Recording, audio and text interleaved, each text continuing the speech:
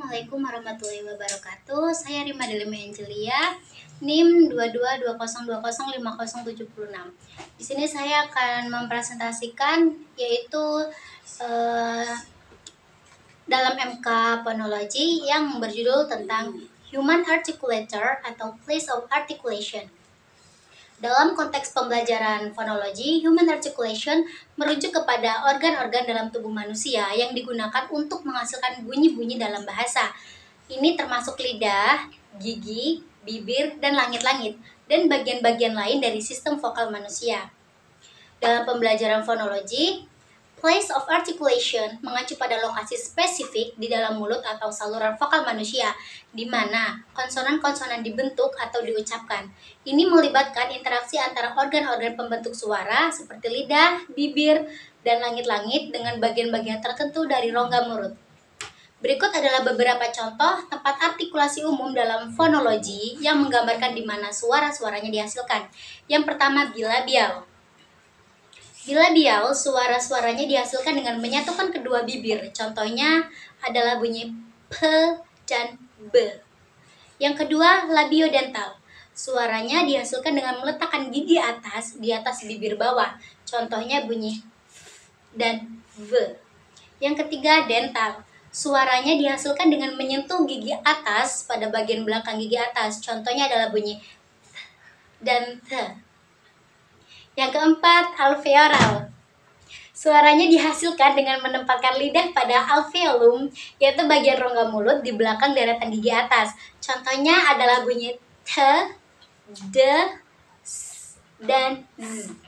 Yang kelima, palatal. Suaranya dihasilkan dengan mendekatkan bagian belakang lidah ke langit-langit belakang atau palatum. Contohnya adalah bunyi sh dan s.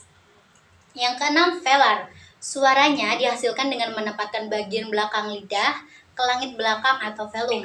Contohnya adalah bunyi k dan g. Yang terakhir adalah glotal. Suaranya dihasilkan dengan mengatur lidah udara melalui pita suara yang menutup dan membuka atau glottis. Contohnya adalah bunyi Halo, Assalamualaikum warahmatullahi wabarakatuh. Perkenalkan, nama saya Tia Destiani. Saya dari kelompok 10. Oke, untuk materi selanjutnya adalah memahami place of articulation sangat penting dalam fonologi dengan beberapa alasan. Yang pertama, pembedaan suara. Tempat-tempat articulation yang berbeda menghasilkan suara bahasa yang berbeda. Misalnya, penempatan lidah untuk suara alveolar berbeda dari suara velar, sehingga menghasilkan fonem yang berbeda. Yang kedua, transkripsi fonetik.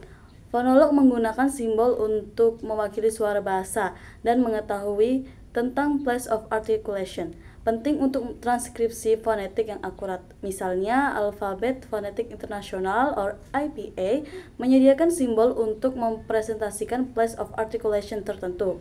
Yang ketiga, aturan fonologis. Aturan fonologis mengatur bagaimana suara berubah tergantung pada lingkungannya.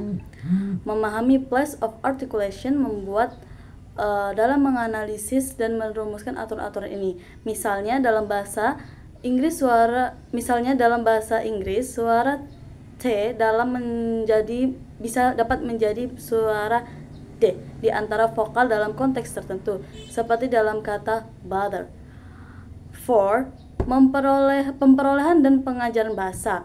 Pengetahuan tentang place of articulation membantu pembelajaran bahasa dalam menguasai pengucapan dan guru dalam mengajarkan pengucapan yang benar. Pembelajaran dapat lebih memahami cara menempatkan articulation mereka untuk menghasilkan suara tertentu dengan cepat. Yang kelima, fonologi perbandingan. Dengan membandingkan place of articulation di antara bahasa-bahasa, ahli bahasa dapat menganalisis kesamaan dan perbedaan dalam sistem bunyi. Pendekatan perbandingan ini memberikan wawasan tentang evolusi bahasa dan hubungan antar bahasa. Secara keseluruhan, pemahaman tentang place of articulation sangat mendasar dalam fonologi bahasa Inggris karena menyediakan kerangka untuk menganalisis dan menjelaskan produksi suara bahasa, sehingga memfasilitasi pembelajaran bahasa, pengajaran, dan penelitian linguistik. Simbol-simbol fonetik digunakan dalam alfabet internasional. atau International Phonetic Alphabet or APA untuk mempresentasikan bunyi-bunyi dalam berbagai bahasa. Berikut adalah beberapa contoh fonetik yang umum digunakan. Yang pertama adalah vokal. I seperti dalam kata si,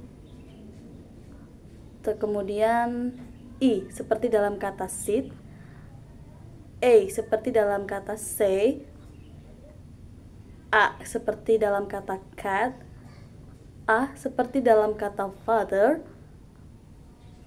A seperti dalam kata cup, O seperti dalam kata book, kemudian yang terakhir adalah O seperti dalam kata go. Baiklah, di sini saya akan menyebutkan beberapa huruf konsonan beserta contohnya. Yang pertama yaitu P dalam kata pen. Yang kedua B dalam kata bed. Selanjutnya T dalam kata top. D dalam kata dog. K dalam kata cat. K dalam kata go. Dalam kata fish. Dalam kata van. Dalam kata thin, and the dalam kata this. Dalam kata sit, dalam kata zip, dalam kata shoe, she, dalam kata vision. Oke, itulah dari saya. Saya akhiri. Wassalamualaikum warahmatullahi wabarakatuh.